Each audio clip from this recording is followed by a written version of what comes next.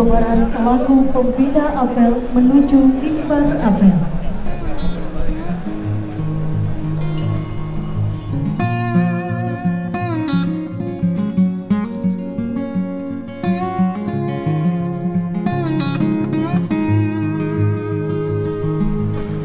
Assalamualaikum warahmatullahi wabarakatuh. Sampurasun. Bapak, Ibu, seluruh pegawai abdi negara, istilahnya ASN, di lingkungan Provinsi Jawa Barat, provinsi yang jumlah penduduknya itu paling besar di Indonesia, provinsi yang tingkat kesulitan hidup masyarakatnya paling tinggi. Kenapa? Karena provinsi ini mengalami dua revolusi kebudayaan. Yang pertama, dia harus berevolusi menghadapi perubahan culture Jakarta sejak dari ibu kota negara sampai menjadi daerah khusus. Perputaran ekonomi di Jakarta memiliki impact yang cukup tajam ke wilayah Bekasi, Depok, Bogor, sekarang Karawang. Implikasi itu melahirkan tingkat upah yang tinggi, pergerakan roda ekonomi tinggi, arus urban yang sangat tinggi, kebutuhan tanah sangat tinggi, kemudian kebutuhan manusia akan perumahan sangat tinggi. Tetapi culture masyarakat di sana mengalami ketercerabutan, dia terpisah dari lingkungan kebudayaan dan garis leluhurnya. Apa yang terjadi? Kehancuran ekosistem ekonomi. Kehancuran ekosistem ekonomi bisa dilihat terjadinya disparitas. Saya ngomongnya agak sedikit ilmiah. Disparitas yaitu orang kayanya luar biasa, orang miskinnya luar biasa. Saya mengetahui itu lama, sudah hampir 15 tahun saya biasa berkeliling bertemu dengan warga. Ada orang yang kekayaannya mencapai triliunan, tetapi ada orang yang tidak punya satu jengkal tanah pun, tinggal di 4x3 meter tanah negara, ditutup pakai bangunan plastik, diisi oleh 17 orang dan hampir 5 kepala keluarga, di mana satu keluarga kasurnya yang satu di sini, yang satu di sini, mereka bertidur bergiliran. Kebayang lamun salaki hayang kapamajikanana. Kan itu problem. Problem itu tidak dibangun dalam siklus ikatan emosi terhadap lingkungan. Keterikatan diri dengan tanah, dengan air, dengan udara, dengan matahari, yang saya menyebutnya papat kalima pancer, yang mungkin dulu disebutnya musyrik-musyrik itu.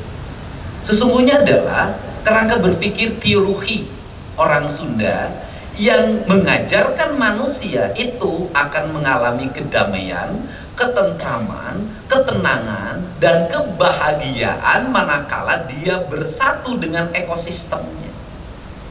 Maka dia bahagia. Ciri bahwa manusia akan terikat pada ekosistem lingkungannya itu lebaran. Apa ciri lebaran?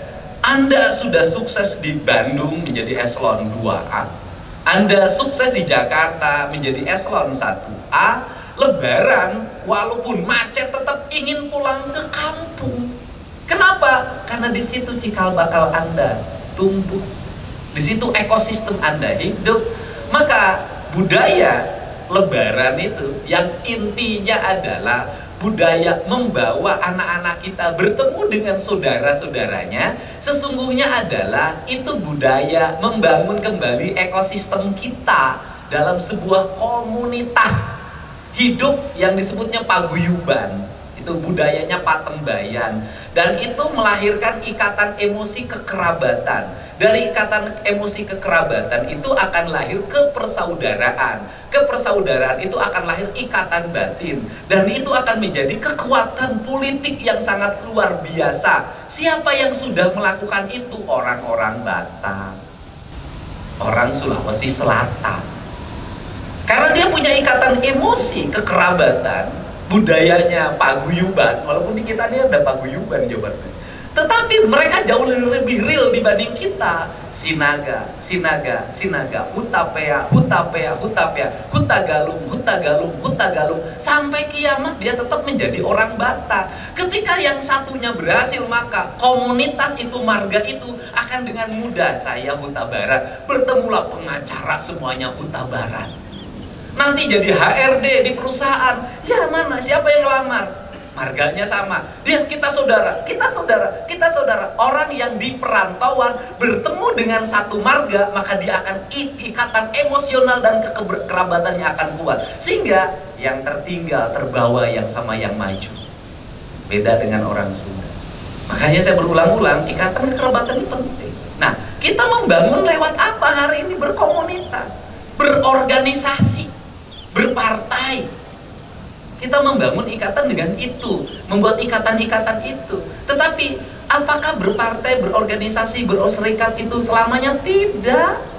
Bisa pindah, bisa bubar, bisa berebut ke kursi ketua, di ormas juga bisa bertengkar. Tapi ikatan kekerabatan, walaupun ada pertengkaran, pertengahannya pertengahan kultural, lebaran akur lagi. Hampuranya, sok lo pada osal, isukan menyiende Ini penting nih, saya ngingetin orang Sunda, orang Jawa Barat, karena saya gubernur Jawa Barat. Ada Sunda, Jawa Barat ada Betawi, ada Sunda Cirebon. Nah, ini penting dibangun. Untuk itu kalau kita ingin membangun itu, bayangin loh Pak, orang Sumatera Barat buka rumah makan Padang, padahal rumah makan harusnya rumah makan Minang, tapi nyebutnya orang makan Padang. Bikin kotak Pak, kotak amal masjidnya disolok Pak. Bayangin loh Pak, orang Sumbar Pak, bikin rumah makan Padang di kita, bikin kotak amal masjid, pembangunan masjid disolok. Betapa mereka kecintaan, ikatan, emosi pada kampung halamannya begitu kuat. Sehingga apa sih yang harus dibangun di Jawa Barat? Yang pertama ini adalah mengembalikan kembali manusia pada ikatan kampung halamannya. Rugilah manusia yang tidak punya kampung halaman. Karena ikatan emosional manusia terhadap kampung halamannya, maka pesan saya pada siapapun yang sudah sukses di kota besar, yang sudah sukses meniti karir dalam jenjang apapun, tetap Anda harus punya rumah di tempat asal Anda. Di mana kakek Anda di situ, di mana nenek Anda di situ, karena itu sangat penting dalam membangun ikatan emosi kebangsaan. Ini kebudayaan. Nah, kemudian saya hari ini juga akan menyampaikan pula, saya minta maaf pada seluruh jajaran pejabat Provinsi Jawa Barat, pada Pak Wakil Gubernur, pada Pak Sekretaris Daerah, pada kepala badan, dinas, kantor, semua sampai staf. Ini pertama kali semenjak dilantik saya jadi gubernur ngasih arahan di apel. Dalam orang bilangnya halal bihalal. Apa sih ingin saya tekankan? Mohon maaf, saya merubah pola kerja. Kalau dulu mungkin provinsi senang pada wilayah administratif, anggaran besar, kegiatannya monitoring dan evaluasi terhadap kabupaten kota. Datang, disambut, ditepuk tanganin, balik lagi. Datang, disambut, ditepuk tanganin, balik lagi. Kalau ada bencana, datang, kasih bantuan, sembako 1000 paket, selfie, balik lagi. Saya nggak mau begitu. Saya ingin pemerintah provinsi menjadi problem solving dari kebuntuan pengelolaan birokrasi di Jawa Barat. Karena ingin menjadi problem solving, maka dia menjadi bapak. Maka dia menjadi induk, menjadi ibu. Ibu bagi siapa?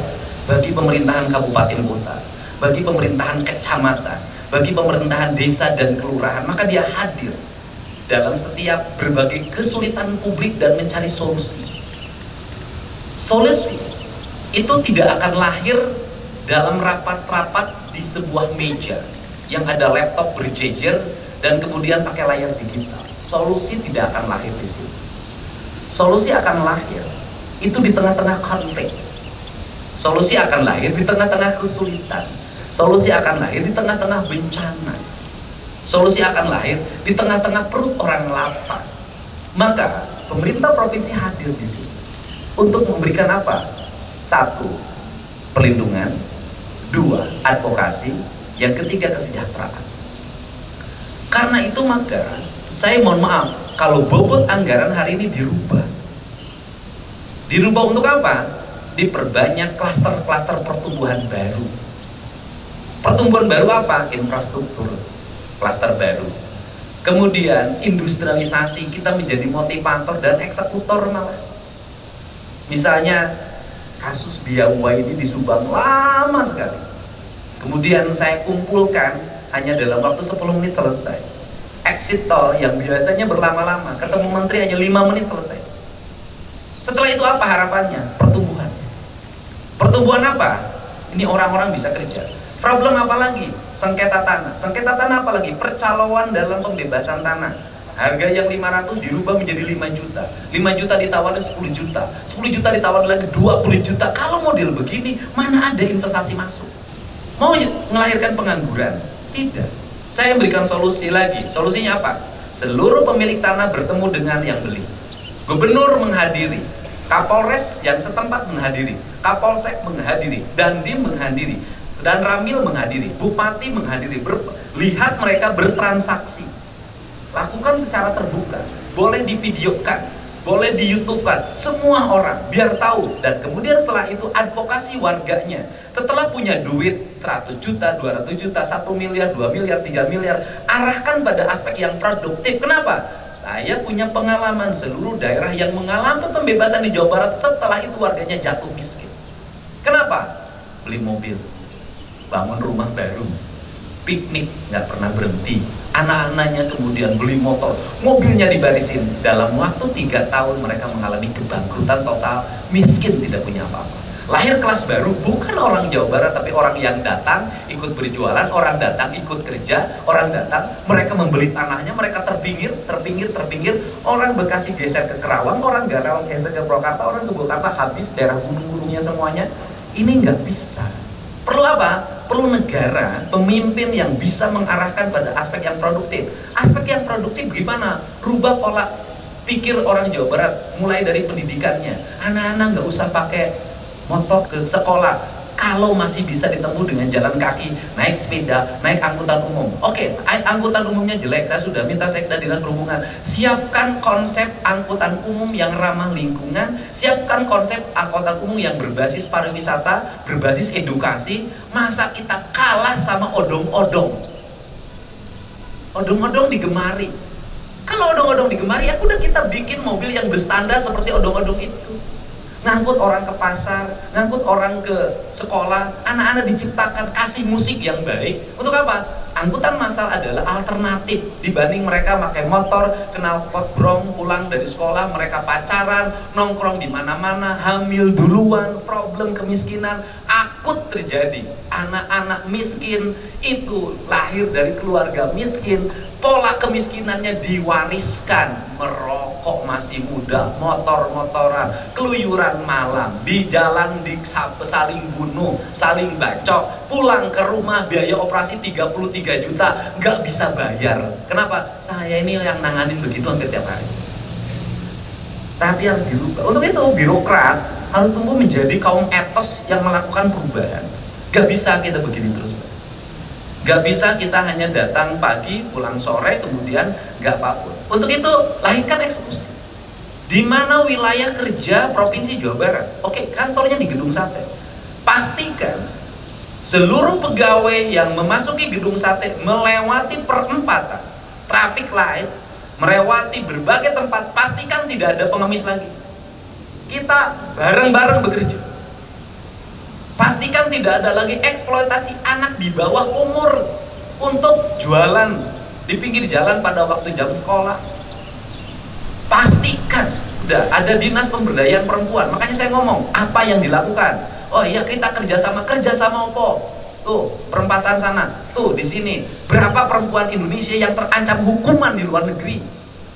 Berapa? Kita jangan bangga dengan kita pemberdayaan perempuan, tapi perempuan Jawa Barat dihinakan di tempat lain.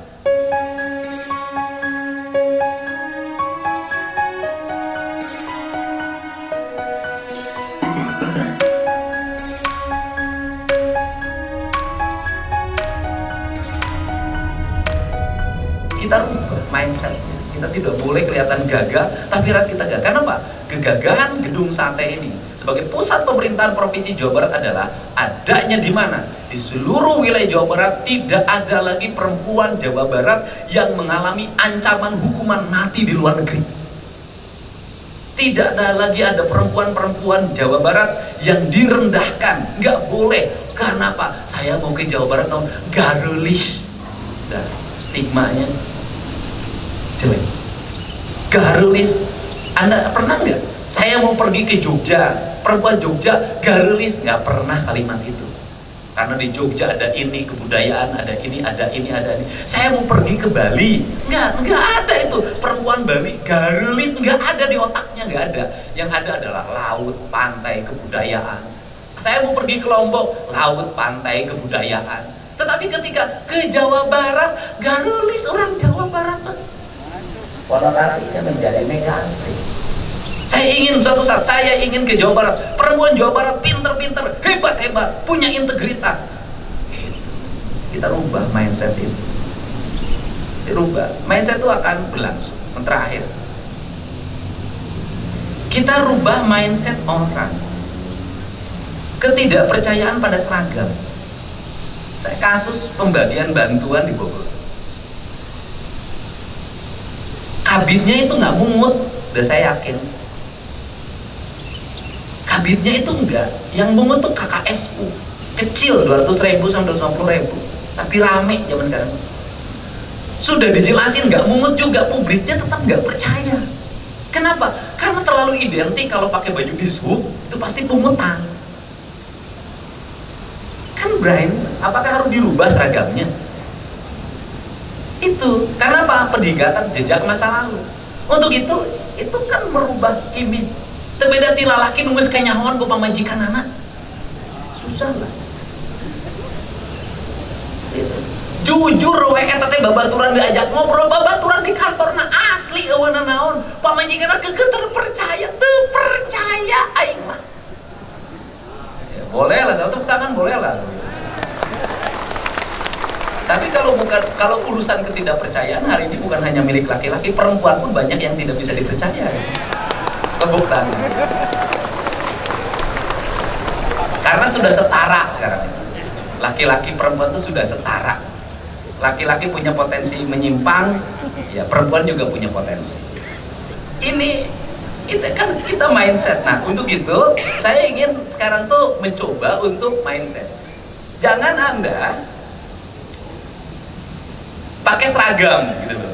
Anda pakai seragam. Oke. Dinas ini, dinas ini, dinas ini. Begitu Anda di jalan nyebelin orang, itu masuk ke otak orang, dinas etata. Hati-hati berseragam. Pakai seragam tuh ada untungnya kalau baik, citranya sangat baik. Tapi kalau jelek bisa rusak. Baju korpri dipakai bisa rusak. Berimage, branding. Tapi kalau orang sudah percaya pada brandingnya, pada packagingnya, walaupun bohong tetap percaya. Kan banyak orang yang percaya merek ieu mah lamun di dahar cager. Rumah sakit ini kalau berobat ke situ pelayanan dokternya hebat-hebat dan maut mah aya. Tapi orang tidak akan mempermasalahkan. Kenapa? Karena sudah dianggap paripurna, itu sudah maksimal. Maut mah takdir Gusti Allah. Tapi lain lagi kalau meninggalnya di rumah sakit rujukan pertama. Pasti diomongin kemana-mana pae ya. Ini branding, Pak. Tetapi hati-hati juga, belum tentu yang punya branding itu benar. Bisa jadi kita percaya pada branding A ini sudah kita pakai, dan bisa jadi belum tentu juga kita benar. Bahwa apa yang digunakan tuh benar sesuai standar, belum tentu juga. Nah, untuk itu yang paling penting adalah kalau sudah terbranding harus terpercayakan. Nah, kemudian pada akhir lakukan tindakan-tindakan yang nyata. Saya senang kalau ada pegawai Pemprov kesiangan. Masuk ke kantornya jam 9. Kemudian ditanya, kenapa kesiangan? Dimarahin. Tetapi ternyata di jalannya itu nolong orang.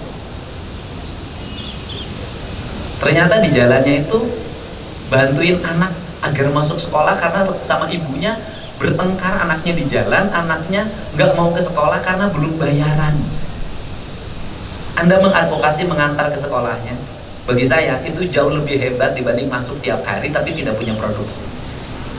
Sehingga saya selalu menerapkan masuk kerja bukan ukuran kehebatan ASN, tapi ASN ukurannya adalah kemampuan dia mengeksekusi setiap problem dan menjadi problem solving di lingkungan masyarakat. Kenapa? Masuk kerja bisa jadi tiap hari masuk kerja banget rajin, bisa jadi menjadi beban kantor. Kenapa? Di kantor main wae internet, ngabisin listrik, ngabisin kuota, bisa jadi begitu. Terus kemudian jatah makan minumnya tidak harus terus-terusan kemana-mana, bisa. Jadi sudahlah, kita masuk ke era digitalisasi, di mana di era digitalisasi itu mulai membangun basis produksi. Nah, untuk itu begini, ini gerakan ini tadi malam sudah diumumkan terhadap bupati, wali kota di seluruh Jawa Barat terhadap sekda. Mari kita bangun kepekaan sosial di Jawa Barat. Generasi di Jawa Barat sangat tinggi, angka kemiskinannya sangat tinggi. Bank Emok, bank kelilingnya juara nomor 1 di Indonesia. Dan banyak orang yang bunuh diri karena Bank Emok. Kenapa? Pola hidupnya boros, nganjuk wae, motor nganjuk, kulkas nganjuk, dan tidak menjadi kebutuhan. Orang desa boga kulkas jeung naon? Unggal boga tukang sayur ngaliwat. Akhirnya di kulkasnya diisinya cuma ciherang mungkul. Kan itu kenapa? Daerah dingin pakai AC, untuk apa? Nah, kemudian belum waktunya pakai motor, dikasih motor, sudah pakai knalpot standar, kasih knalpot bro, malasnya luar biasa, kemiskinan malas. Nah, saya ingin nyelesain ini. Bagaimana nyelesain ini? Kita ingin punya sumbangsi, kita ingin punya hubungan emosi antara yang diberi dengan memberi. Ya oke, kita udah ngumpulin zakat, ya, tapi kan kita tidak tahu zakat itu di mana saja, pada siapa saja, kan Anda tidak tahu. Untuk itu saya minta Pak Sekda, seluruh pegawai Pemprov yang bayar zakat harus diberi laporan penggunaan uang yang digunakan. Saya pengen ada judulnya nanti. Si A dipotong bayar zakat. Zakat si A ini beruntukan untuk A. Lokasinya di sini, nama penerimanya ini. Si B ini, lokasinya ini, nama penerimanya ini. Sehingga suatu saat dia bisa berkunjung ke situ, kemudian oh ini orang yang dibantu oleh zakat saya. Saya pengen begitu. Sama dengan uang pajak, saya pengen begitu. Kalau enggak, kita curiga terus, potong zakat, potong zakat. Dan saya nggak mau dibilang ini bantuan gubernur, bukan, saya bilang bukan bantuan gubernur, ini bantuan Badan Amil Zakat Provinsi Jawa Barat, dan bukan dari bajisnya, ini adalah dari pegawai Provinsi Jawa Barat yang dipotong dalam setiap bulan. Dengan satu catatan, tidak boleh uang itu digunakan untuk kepentingan politik. Clear saya, dari dulu saya nggak pernah. Kenapa? Zakat Pak, zakat umumin, dan nanti harus per unitnya, nanti sistem manajemennya harus lihat, makanya dijelasin. Saya bilang amilinnya berapa? 12,5%. Oke, nggak boleh lagi tambah dana operasional. Tapi kalau kurang, amilinnya taikin aja, nggak ada masalah, asal sesuai aturan. Nggak boleh lagi. Jangan sampai sudah dapat dana amilin dikasih bantuan operasional dari provinsi, nggak boleh. Ini penting, karena Pak, saya nggak mau politisasi di situ. Pak Dedi kelihatan santrinya, ciri kesantrian Pak Dedi, zakat aja dikasih biaya operasional 50 miliar. Dari mana santri dasarnya itu? Saya ingin dikatakan Pak Dedi santri mengajarkan syariat Islam ketika orang-orang Jawa Barat gak ada yang lapar, orang-orang Jawa Barat pada sekolah, jalannya pada bagus, rumah-rumahnya pada terurus, semua hidupnya bahagia, meninggalnya pun di rumah sakit tulis surat buat gubernur. Terima kasih Pak, saya sudah sampai pada puncak pengobatan yang tertinggi di rumah sakit ini. Saya lihat saldo argo rumah sakit sudah mencapai 120 juta, 130 juta. Tetapi ternyata rupanya penyakit saya sulit disembuhkan, dan saya harus menyebut takdir kematian ini dengan penuh kebahagiaan karena negara sudah hadir. Pada saat saya sakit, saya doakan seluruh jajaran Provinsi Jawa Barat, kabupaten kota, dokter dan para medisnya bahagia dan keluarganya sejahtera. Izinkan saya menghadap Allah dalam keadaan bahagia karena negara ngurus saya. Keren. Bisa, bisa. Tanggal 17 Ada bayi kembar siam, guru honorer di Tasik, dioperasi dengan biaya 1 miliar rupiah free dari Rumah Sakit Hasan Sadikin karena saya berkomunikasi dengan menteri. Selesai, Pak. Penting. 1 miliar dari mana? Sudah. Ini penting, Pak. Oh, negara hadir. Oh, provinsi hadir. Oh, menteri hadir. Oh, negara hadir. Negara hadir, negara hadir.